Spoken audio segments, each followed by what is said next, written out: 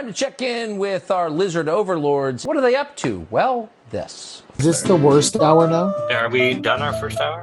Yeah, we're into our worst hour now. Keep your expectations of this episode low. Starting the worst hour now, I feel like we've crossed into maybe not great content hour. Welcome to our worst hour. In the spring, I think we're going to renovate. We got this, behind the apartment that Gord lives in, there's this, we call it the bike shop. But there's 3 bays without doors, and all the tools are just thrown in there. And it's got a shitty concrete floor, and one of the bays we put all the sand. So it's got a palette of gray, a palette of beige, and then another bay we put the concrete, and it's got all the fabric and the edging and shit like that just fucking thrown all over the place. And then in the 3rd bay, it's got a bunch of shelves and tools and Bernie's fucking old Coke machine that he turned into a fucking storage chest that's been there for 10 years now, and he won't come pick it up.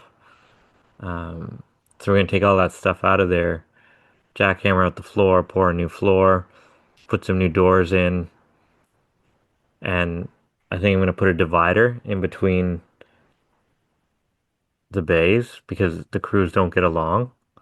Each crew has their bay and they don't go in the other fucking bays. You put your tools in your bay, everything is fucking labeled for your crew.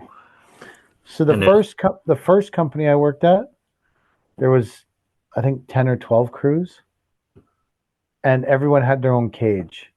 Inside the shop, we built, I don't think I participated in it, but they built wood framed in cages and then put wire, chain link fence, and everyone had a lock. Everyone had a lock on their fucking door, and every night you would put your tools in your cage. Yeah, same sort of idea, right? Yeah. Just on a smaller scale because we don't have 12 crews or whatever. Did it work? Yeah, because your stuff was locked up. Yeah. So and the crews didn't, again, in that company, similar to yours, the crews did not get along. Which is, I think, par for the course for any landscape company these days. So we have tool trailers where the tool trailers are locked, so they can't. But everything, they get keys. They have keys, blah blah blah. Whatever. It's still. Or I needed this from this person's now they're buckets that sit on the floor of the shop, and the guys take their buckets with their tools. Oh, I'm missing my this or I'm missing my that, and we're gonna put it into that real quick this coming year. You're all getting your own sets of tools labeled NDL1, NDL2, whatever your crew name is, color coded, whatever it is. But I named one crew black and one crew yellow. That's I think we're gonna go color so that nobody gets hurt, that they're not 1 or 2 or 3. That's why I didn't do it. Yeah, exactly what you just fucking said. Because at Lake Ridge I had A crew, B crew, C crew. Yeah, and I actually treated them like that because I was mean back then. So A crew was the primary crew, and then B crew was the people who just didn't quite make the primary crew, and C crew was a bunch of fucking people who worked with me and drank pond water and fucking pretended to be fairies in the forest and whatever the fuck, had pickle eating challenges and whatever the fucking shit we were doing. That was C crew. I ran C crew. I was on C crew. Proud member. Okay. I mean, you could argue I was in charge of A crew. The leader of the C crew. I was the leader of C crew, man. Hashtag C crew. Chad probably remembers C crew from back in the day. That's the one where Hardscape Rob Ford was on. Yeah, he was on C crew. Yeah, Hardscape. I can't imagine that guy being on anything but a C crew. That guy rocked C crew hard. He was hardcore C crew. Yeah. C crew had some characters on it. Yeah. Billy that works for Paper King now. He was a long-term C crew member. He was a long-term. He was the one that drank the pond water. I don't know. That's probably before Mike's time. The pond water. I don't. Was that didn't you tell that story on the podcast? Yeah. Maybe. I think so. Yeah. Yeah. We drank the pond water. Drank the pond water, and 7 days later was like, I'm sick from drinking the pond water. Didn't come to work. I think it probably would have done something to you faster than that, bro. Fuck. The pond. I forgot. I love Sea Crew. Maybe I should start that back up. I'm not mean enough anymore. I'm really softening in my old age. Back then, I was like, if you want to get to A crew, you better fucking work your way up the chain, you motherfuckers. But now I'm like, I think I'm just soft. That's why because I had the crews named by the foreman. There was Ricky's crew and Bill's crew. But then Ricky left. And I was like, should I change it to Daryl's crew and Bill's crew? But then I overthought the whole situation. It's like, well, what if Daryl doesn't want to just like take over Ricky's crew? It's always been Ricky's crew. Now it's Daryl's crew because they're all in the group chats, right? They're all labeled in the group chats. And I was like, fuck, maybe people get. And then I was like, fuck it, it's black and yellow crew. Fuck yeah. No one gets offended. But then I lose track of who's on what crew and what the fuck is happening. I liked it better when it was like Ricky's crew and Bill's crew. Or next year it'll be Daryl's crew and Bill's crew. I'm gonna bring back mean, horrible Mike. Sometimes you got to. Today I was talking to Daryl and he said, sometimes you got to just be a dick to make money in construction. Yeah. I think that's a fair assessment. Are you still? Go ahead, Mike. Sorry, Chad. Go ahead. I'm in so the one of the buildings we're working on, retirement home. I'm in a text message thread for the exterior trades. And in that thread there's me, my partner, the civil guy, and the GC. Very small text message thread. We get a picture and a message from the GC of a pallet that's knocked over of natural stone or something like that. He goes, "Whose idiots did this? Explain." And then I said, "Not me, my guys haven't been on site." And Civil goes, "Not me, we're working on the other side of the building." And then he takes a picture of my partner's crew picking cultured stone off the ground. Because he's like, they just hit it, look at the skid steer tracks. They match their skid steer, not ours, or whatever. And then my partner goes, "Fuck you, Chris." He's like, "Your brother hit the building yesterday and knocked all the bricks loose, and I didn't say anything, you asshole."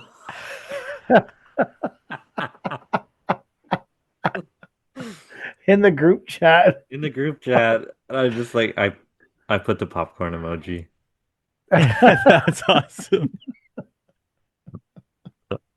They're fighting amongst themselves. Whose idiots did this? Not my idiots. Yeah. Not Well, my fucking idiots. not my idiots. My idiots are mostly at home. How many people do you have left working? 4. Are they And guys that want to work, like they want the hours, or are they uh just the 4 that you chose to suffer the longest? no, I'm not making anyone anybody that doesn't want to be there doesn't have to be there. I will build this fucking wall myself if you're gonna complain about it. So either you go to work and make some money or you get laid off. You choose. How much do you have left, Mike? Or are you done? I have one more day. I'm gonna go tomorrow. Do what I can of this front walkway and landing. It's the front walkway and landing that I built for them back in 2013. So For I'm gonna free? be, well, I was an employee of the supplier at that time. But are you repairing it or are you No, it's part of the demo area. It's an add-on to it. So I finished the demo area except gluing the caps and doing the sanding because obviously I can't do that now. Um, so I'm just gonna finish up this front walkway for them, and that'll be my season wrapped up. Hmm. I took the day I went to the National Equipment Show or the what's it called? The building show. the building show? Yeah. There's a bit. Where's the building show? Um, Toronto Convention Center, I What's think. there? It's a big show for contractors, builders, whatever. Saw saw Kiefer there from Toolaholic. Nice. Yeah, met him for the first time in person. Nick from Did NRX was there. he recognize you? I introduced myself just so I didn't say like I always introduce myself to Did people you like that. introduce yourself as Mike from How to Hardscape or Mike from Not Our Finest Hour? I said Mike from Not Our Finest Hour, and then he brought you up, Favor King, so he knew that I was from Not Our Finest Hour. What did he say about me? Something derogatory? No, he's I don't know, he's got partnering or something with some app that helps you connect people with employees or something. I gotta look Mm. more into it. He was at their booth and yeah, they've got some new app that helps you find employees that are experienced in the trades. So what did that have to do with me? Well, he said, well, for example, if somebody from this company worked for Paver King and they wanted to apply to you, you could verify with Paver King that he worked there and like this is what this app helps you do or something like that. Hmm. Isn't it called Power Connect or something? I can look it up right now. Well, don't say it out loud without them paying us. It's called Like Network Project. we need to get at least $120 for it. What Yeah. was Nick from NRX doing there? He was just touring around. I was at the Romex booth, saw Stefan, and yeah, he just came up and he left. He was I've just never doing the heard of tour. this show. I go actually every year because it's just a walk away from me. How big is it? It's pretty big. It's probably as big as Congress in terms of square feet, and it's split up into two different areas. Hmm. I've never heard of it. They should do it, but they should promote it on a podcast. That would be a good idea. You should message him and be like, "No one's heard of this show, fuckface. Put it on the podcast." That way, we would get a sponsor. I've never heard of it. So, is there like shingling there and all kinds of Yeah, shit like that? it's all general construction stuff. Yeah. So there's a bunch of people selling the world's greatest new tool. Mm-hmm. No, not so much tools, building supplies. Yeah. Yeah. It was all building supplies. Mm-hmm. Did you find anything? Did you find anything that was interesting to you there, Mike? No, yeah, I did. This company has a natural stone product that is super thin and it's got fiberglass on the back of it. So you can install it only interiors though. But I thought it was pretty interesting. So you can do like large format. It doesn't weigh anything because it's super thin. And yeah, I thought that That's was pretty pretty cool. interesting. Yeah, that's pretty wild. It's like a sheet of natural stone. Thought it Oh, was pretty cool. here's the Romex booth.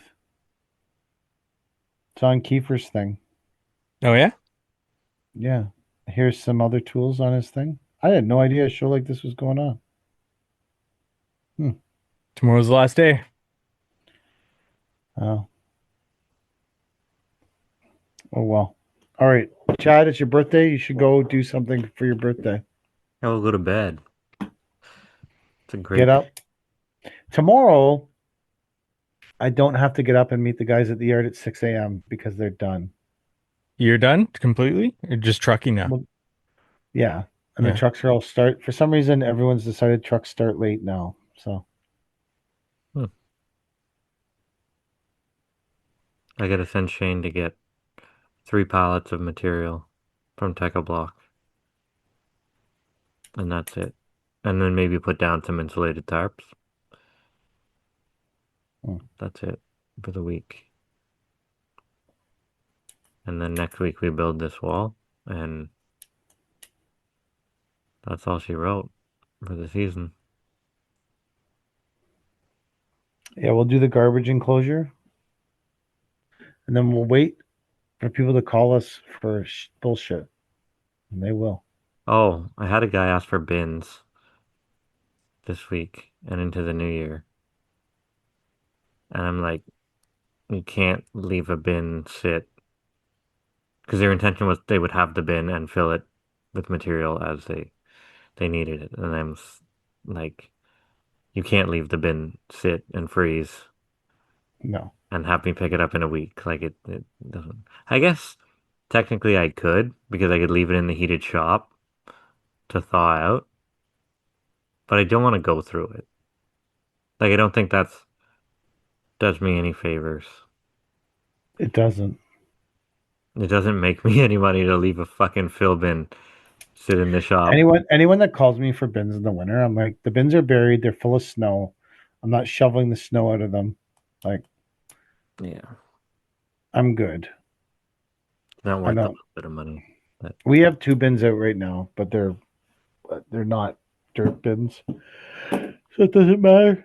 it disgusts me how fast the bins rust as soon as the salt gets to them. Like it's fucking offensive. These brand new $7,000 bins are bursting with We surface rust. we paint them every year. Yeah, I can see how that's a thing for sure. Like, yeah. This is the first year we didn't paint them. We just didn't like. Normally, I have some kind of lull in the season, then I'll just get guys to paint the bins and paint the trailers. And this year If we you didn't have the lull. if you have an ugly bin on the back of a $300,000 truck, it makes the whole truck look shitty. It's a terrible thing. So,